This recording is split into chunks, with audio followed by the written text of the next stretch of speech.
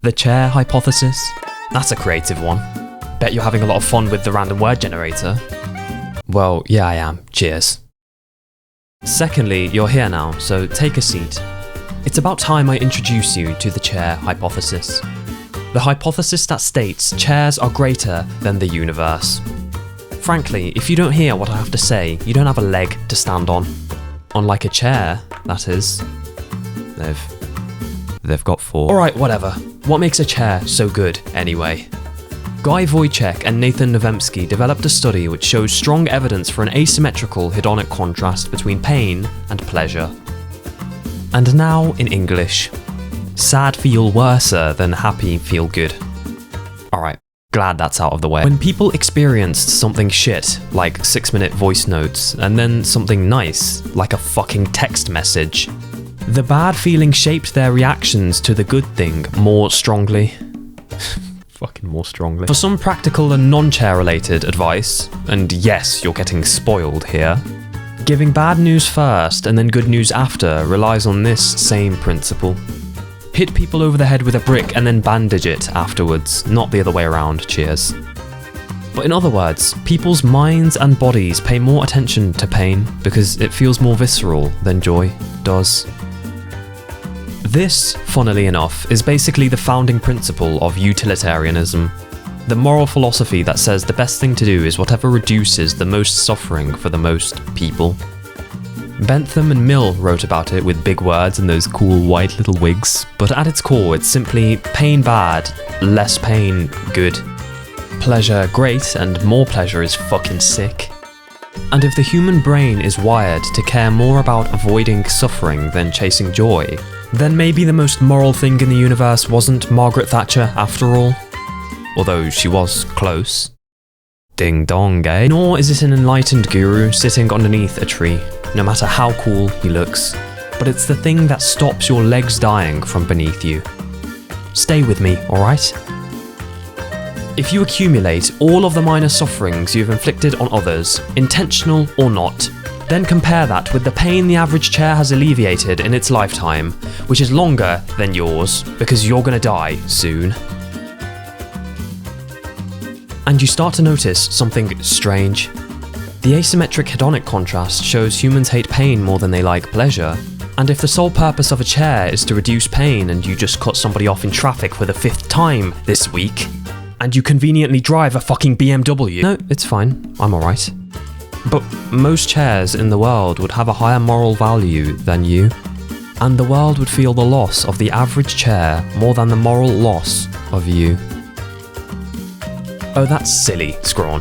If we lose a chair, we could always just make another one. Alright, no. Let's abandon that line of thought quickly, shall we? But in response to learning that chairs might hold more moral value than us, one might argue that the crux lies in our individuality. That each human is unique with an irreplaceable consciousness. That within every mind lies a private universe, infinitely complex and endlessly self-aware, made anatomically with the finger of God. Incomprehensible sophistication bound together by entire civilizations of cells. Their sole purpose being to keep your thinking machine running. Thinking machines responsible for propagating all of human history, infused into a saga of the most thrilling dramas imaginable. Good versus evil, perseverance against impossible odds. Nothing exists that rivals the complexity of the human condition or the absurdity of our stories. This video idea was stupid, and sxrawn is fucking stupid. Yeah, you're right. It was all a bit silly, really. But come on, humour me for a second. Aren't the building blocks of chairs just as mystifying as what composes humans and mantises alike? There are 10 to the fuck atoms in the average wooden dining chair, ranging from carbon atoms to oxygen, and from oxygen to hydrogen. Each of these atoms has its own formation of subatomic particles differing in electromagnetism from one to the other, providing the atoms with different properties. One cannot breathe carbon because only oxygen has the valent electrons needed to bind to the iron molecules in hemoglobin. Well, and carbon monoxide does, but I'd refrain from using it as a substitute for now. You'll die. stop it, please. But even said valent electrons, and all electrons for that matter, exist probabilistically, living here and there and every fucking where. An impossible universe made from willow and oak trees whose lineage stretches back to the beginning of life on land. From tree to wood, and from wood to chair. From chair to atom, and from atom to complete madness. If you're ever so pleased looking at the cell wriggle around for a little bit, take a look at a fucking electron, mate. Wherever it happens to be. An electron, the supposed cornerstone of reality, refuses to behave like anything built for human understanding. It exists as a smeared out probability wave. A shrug from a universe that never expected clever primates to get this far. When unobserved, it hums in symphonies of uncertainty, influencing and being influenced by everything else doing the same uncertain dance. But the very act of observing it alone collapses its infinite possibilities into one mundane position. A wise man once said that when the cosmos can't choose if it wants to be art or physics, she leaves remnants of her indecision in electrons. That wise man being me, of course. They orbit nothing, they define everything, and make a mockery of our tidy notions of cause and effect. And if something so foundational and so absurdly tiny can defy logic at every turn, then perhaps, just perhaps, a chair isn't as inanimate as we once thought.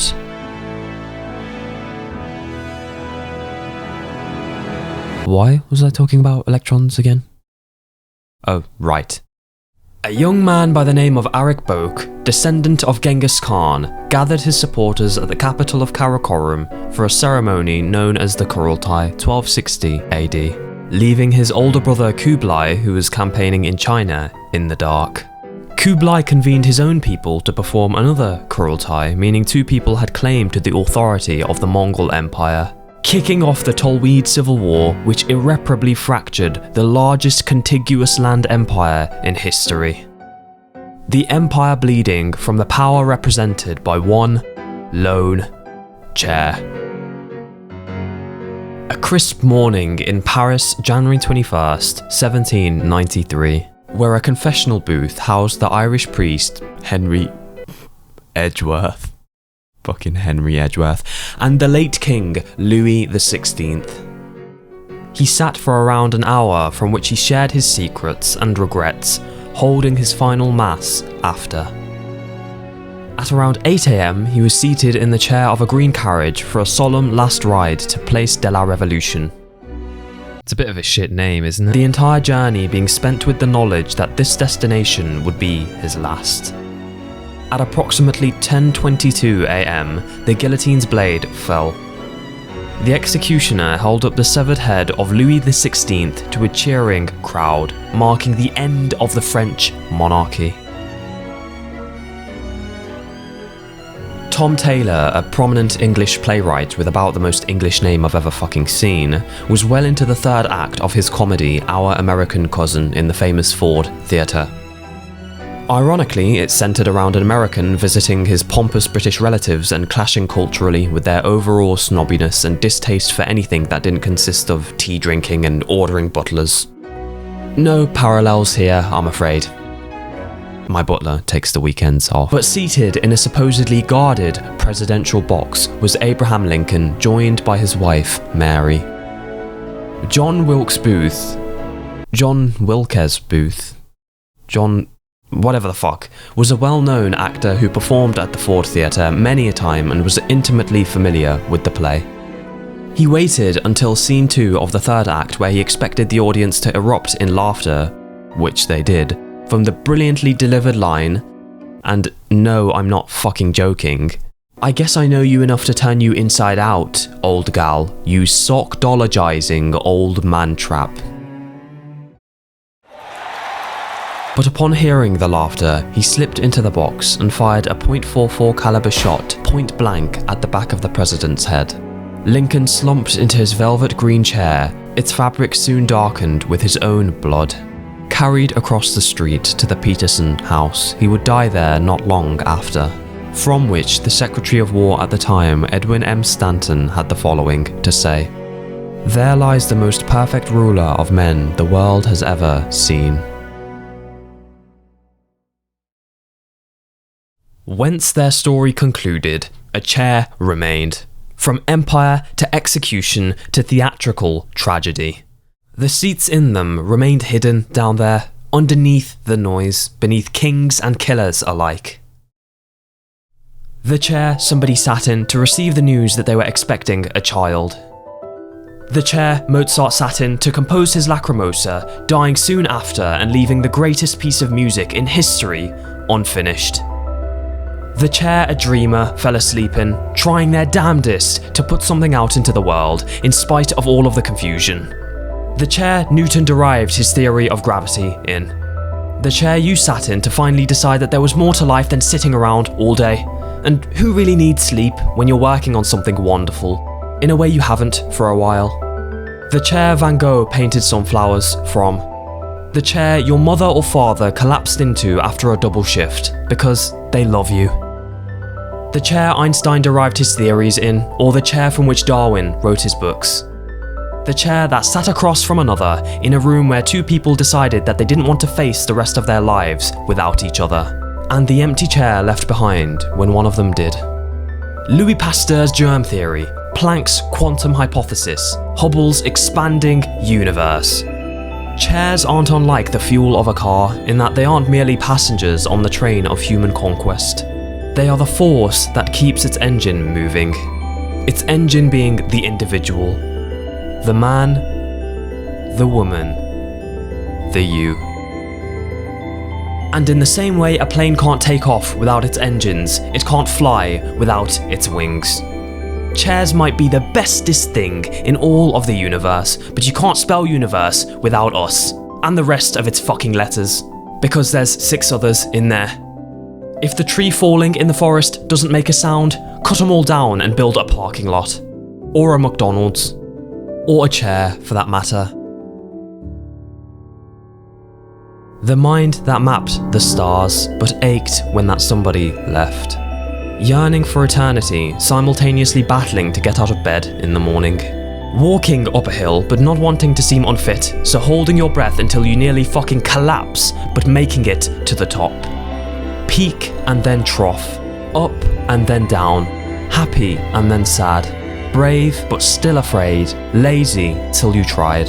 Certain till you weren't. Stupid until you were brilliant.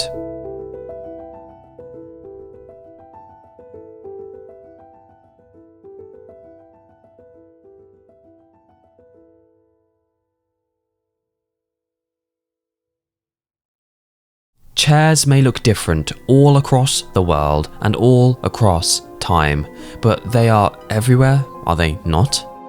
I'm sitting on one while writing this. I'm sitting on one while narrating this. Alright, I'm freaking out slightly. What's this? My profile picture. Alright, that's enough fucking internet for today. A text file. What the fuck? Wait, a PNG? What the fuck's happened to my wallpaper? Oh my god, my fucking monitor. Wait, check your channel, Stickman. What's that in my description? Oh god, it spells chair. Almost. Not quite. Right, there we go. My black hole video. Who are you? How to waste your life. The peanut butter video. They really were everywhere all along. Or every chair. Now what the fuck was that? Christ, I'm gonna go sleep for a month.